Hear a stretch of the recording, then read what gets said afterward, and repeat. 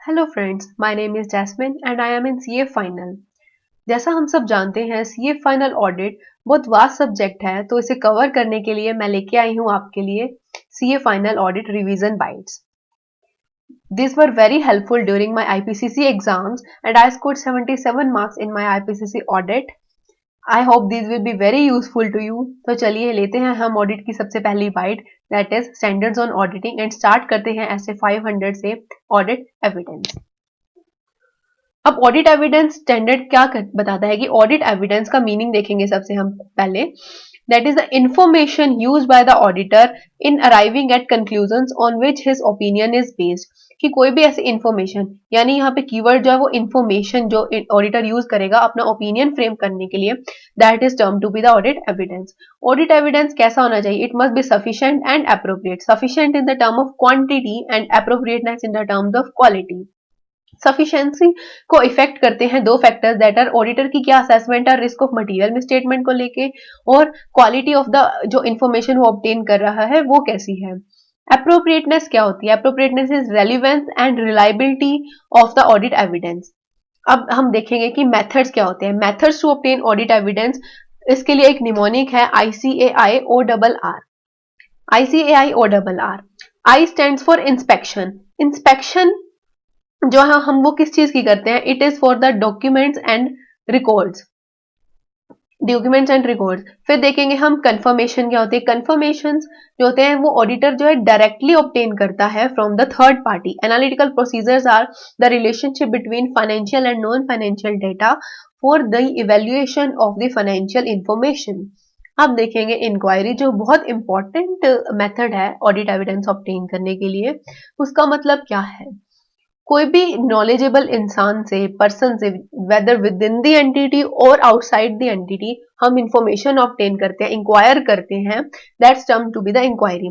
ये oral written कुछ भी हो सकती है, और जो ये इंक्वायरी है ये through out the audit perform होती है with the other audit procedures. जो इससे रिस्पॉन्सेज हमें डिराइव होते हैं, उन रिस्पॉन्सेज को हम मतलब जो इवेल्युएट करते हैं वो भी integral part of audit inquiry ही है। कई बार कुछ सिनेरियोस ऐसे आते हैं ऑडिटर के पास कि कुछ ऐसे रिस्पॉन्सेज मिलते हैं जो कि बहुत सिग्निफिकेंटली डिफर करते हैं, जो ऑलरेडी उसके पास इंफॉर्मेशन होती है, तो उसकी वजह से जो ऑडिटर है उसे अपना ओपिनियन मॉडिफाई करना पड़ता है। देन कम्स ऑब्जर्वेशन, जैसे कि इन्वेंट्री काउंट परफॉर्म कर रही है एंटिटी, ऑडिटर उसको ऑब्जर्व करे। रीपरफॉर्मेंस होता है एंटिटी की कोई इंटरनल कंट्रोल के कुछ भी एरियाज को, कुछ प्रोसीजर्स को ऑडिटर परफॉर्म जब करता है। Recalculation is for mathematical calculations and arithmetic accuracy.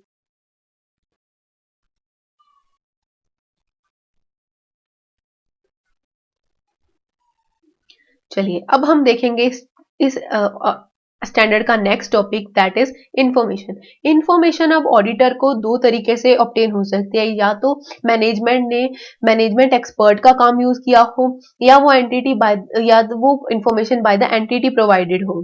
ठीक है। अब जो ऑडिटर की इस केस में क्या ड्यूटीज बनती हैं? जब मैनेजमेंट एक्सपर्ट का काम यूज करती है कोई एंटिटी, तो ऑडिटर को उस मैनेजमेंट एक्सपर्ट का CWA चेक करना पड़ता है। CWA stands for competence. C stands for competence, capability and objective. That must be कि उसके अंदर क्वालिफाइड हो वो, उसके अंदर एबिलिटीज हो to exercise that competence, and वो बायस ना हो, इन्फ्लुएंस ना हो बाय द मैनेजमेंट। अब नेक्स्ट हम देखेंगे और इसके सोर्सेज देखेंगे कि कॉम्पिटेंस के रिगार्डिंग हमें सोर्सेज ऑफ इंफॉर्मेशन कहाँ से मिल सकते हैं। सबसे पहला हम देखेंगे कि पर्सनल एक्सपीरियंस अगर कुछ ऑडिटर का रहा है उस मैनेजमेंट एक्सपर्ट के साथ, या फिर उसके साथ डिस्कशंस करेगा, या सीधा एक्सपर्ट के साथ करेगा, या फिर जो एक्सपर्ट के साथ कोई फेमिलियर पर्सन्स हैं उनके साथ करेगा। अगर एक्सपर्ट ने कुछ डॉक्यूमेंट्स वगैरह पब्लिश कर रखे हैं वो देखेगा, एक्सपर्ट के क्वालिफिकेशंस चेक करेगा, उसका लाइसेंस टू प्रैक्टिस देखेगा, मेंबरशिप्स देखेगा। ये सब क्राइटेरिया वो देखेगा टू डिफाइन द सोर्सेज कि हाँ वो कॉम्पिटेंट है या नहीं। नेक्स्ट हम उसका समझेंगे understanding the work of the managerial expert. Areas of speciality क्या है इसमें उसके, और उसके प्रोफेशनल स्टैंडर्ड्स कौन से उसके ऊपर लगते हैं, एजम्पशंस एंड मेथड्स का यूज कर रहा है वो, और हमारा जो ऑडिटर का एक्सपर्ट होता है वो कैसे nature of internal external data को यूज करता है, उसके नेचर, यानी एक बेंचमार्क टाइप क्राइटेरिया बन जाता है ताकि हम मैनेजमेंट का जो एक्सपर्ट है उसके काम को समझ पाए। अब देखेंगे कि अप्रोप्रिएटनेस क्या होती है। अप्रोप्रिएटनेस डिफाइंस की जो मैनेजमेंट एक्सपर्ट की जो भी फाइंडिंग्स है ना, वो रेलिवेंट कितनी है, रिलायबल कितनी है, और उसकी रीजनेबलनेस क्या है हमारी एंटिटी की फाइनेंशियल स्टेटमेंट्स के रिगार्डिंग। वो बाकी जो हमारे ऑडिट एविडेंस है, अदर ऑडिट एविडेंस के साथ वो कंसिस्टेंट होना चाहिए, और मैनेजमेंट के द्वारा वो अप्रोप्रिएटली इफेक्टेड होना चाहिए फाइनेंशियल स्टेटमेंट्स में। हम देखेंगे एजम्पशंस एंड मेथड्स जो भी यूज कर रहे हैं मैनेजमेंट एक्सपर्ट, क्या वो रेलिवेंट रिलायबल है या नहीं।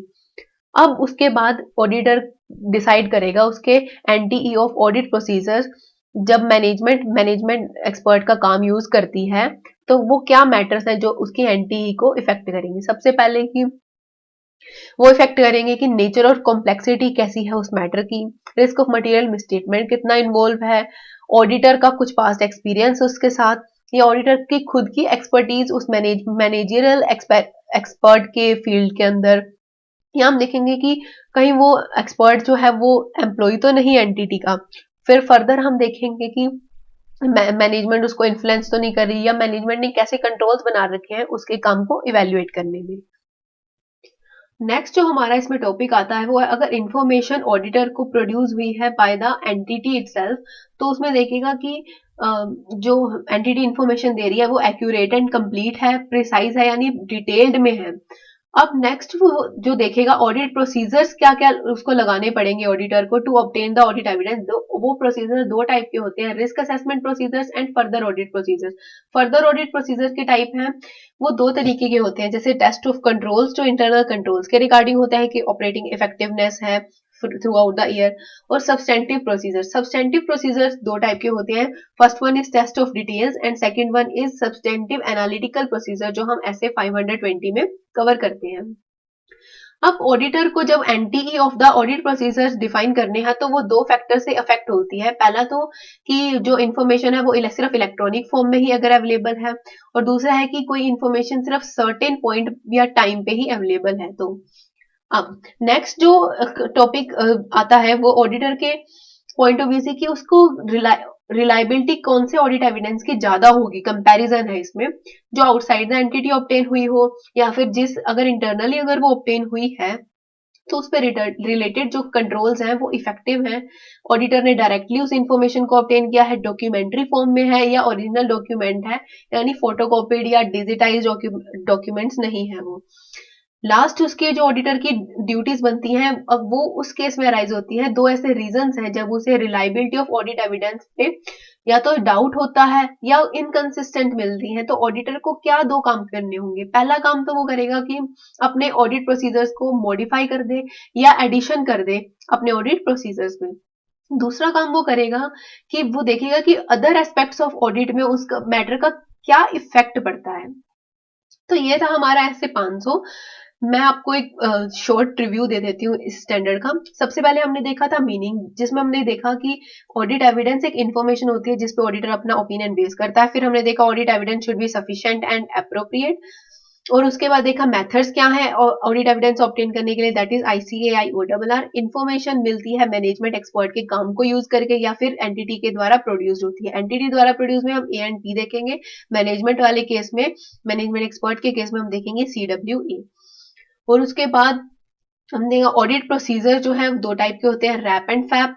Reliability of audit evidence increase होती है अगर वो बाहर से मिलती है या रिलेटेड कंट्रोल्स बेटर होते हैं, ऑडिटर डायरेक्टली लेता है उसे, इन्फॉर्म डॉक्यूमेंट्री फॉर्म में होती है या फिर ओरिजिनल डॉक्यूमेंट्स होते हैं। ऑडिटर की क्या ड्यूटी बनती है इनकंसिस्टेंसी और डाउट के केस में, कि वो मॉडिफिकेशंस और एडिशन कर दे ऑडिट प्रोसीजर में या उसका इफेक्ट देखे बाकी के अदर ऑडिट एस्पेक्ट्स में। तो यही खत्म होता है हमारा ऐसे 500। अब हम स्टार्ट करेंगे ऐसे 501। ऐसे 501 audit evidence specific consideration for selected items. Auditor का क्या ऑब्जेक्टिव है कि वो sufficient and appropriate audit evidence obtain करे किन कुछ सिलेक्टेड आइटम्स के केसेस में, जैसे कि inventory, litigations and claims and segment reporting. अब इन्वेंट्री के केस में जब इन्वेंट्री मटेरियल होती है एक एंटिटी के लिए, तो ऑडिटर को उसकी एग्जिस्टेंस और कंडीशंस के रिगार्डिंग ऑडिट एविडेंस ऑब्टेन करने पड़ते हैं। वो कैसे ऑब्टेन करेगा? फिजिकल इन्वेंट्री काउंटिंग में जाएगा, वो देखेगा कि मैनेजमेंट ने क्या कैसे रिकॉर्ड और कंट्रोल किया हुआ है, रिजल्ट्स जो उनके यहाँ निकल के आते हैं फिजिकल इन्वेंट्री काउंटिंग से। ऑब्जर्व करेगा एंटिटी के प्रोसीजर्स को, इंस्पेक्ट करेगा इन्वेंट्री को, और टेस्ट कंट्रोल्स परफॉर्म करेगा उस इन्वेंट्री के ऊपर। दूसरा वो है, वो खुद ऑडिट प्रोसीजर्स परफॉर्म करेगा कि जो एक्यूरेटली रिकॉर्ड हो गए या नहीं, जो फाइनल इन्वेंट्री के रिकॉर्ड्स थे वो एक्यूरेटली रिकॉर्ड हो गए या नहीं हुए। और कुछ केसेस में फिर उसको स्पेशल सर्कमस्टांसेस ऐसे आते हैं जहां पे ऑडिटर को अलग से प्रोसीजर्स लगाने पड़ते हैं। वो उस प्रोसीजर्स कैसे होंगे? जैसे जब मैनेजमेंट ही किसी और दिन जैसे other than the balance sheet date अगर इन्वेंट्री काउंट परफॉर्म कर रही है, तो जो भी चेंजेस अराइज होते हैं फाइनेंशियल स्टेटमेंट की डेट से और काउंट डेट में के बीच, तो वो प्रॉपरली रिकॉर्डेड हो। अगर वो खुद अटेंड नहीं कर पा रहा इन्वेंट्री काउंट, तो वो किसी और दिन आके अटेंड करेगा, और जो भी इंटरवेनिंग ट्रांजेक्शन होगी, कोई सेल परचेज, उनको सेटल अप करेगा। जो भी डिस्क्रिपेंसीज अराइज हुई, मैनेजमेंट ने उसको कैसे ट्रीटमेंट की, कट ऑफ प्रोसीजर्स मैनेजमेंट ने फॉलो किए या नहीं, WR ऑब्टेन करेगा, कंप्लीटनेस रिगार्डिंग द इन्वेंट्री के जो रिकॉर्ड्स है वो कंप्लीट है, एश्योरेंस लेगा कि हमने जो प्रोसीजर्स एंटिटी ने जो प्रोसीजर्स परफॉर्म किए थे वो बिल्कुल सही थे, उसकी एश्योरेंस लेगा।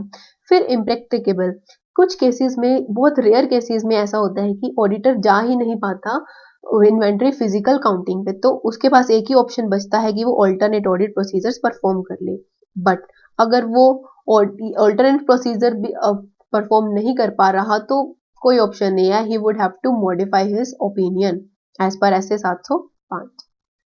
अब कुछ केसेस में ऐसा होगा कि जहाँ पे इन्वेंट्री के पास एंटिटी के पास इन्वेंट्री तो है, पर वो कस्टडी किसी और के पास है, जैसे थर्ड पार्टी की कस्टडी में पड़ी है, तो ऑडिटर को क्या करना है? सिंपली वो कंफर्मेशन ले लेगा थर्ड पार्टी से, या फिर वो इंस्पेक्शन करेगा, जैसे इंक्वायरी इंस्पेक्शन करेगा, डॉक्यूमेंट्स वगैरह चेक करेगा, जैसे वेयर हाउस रिसीट्स वगैरह, और ये सब चीजें वो चेक करेगा।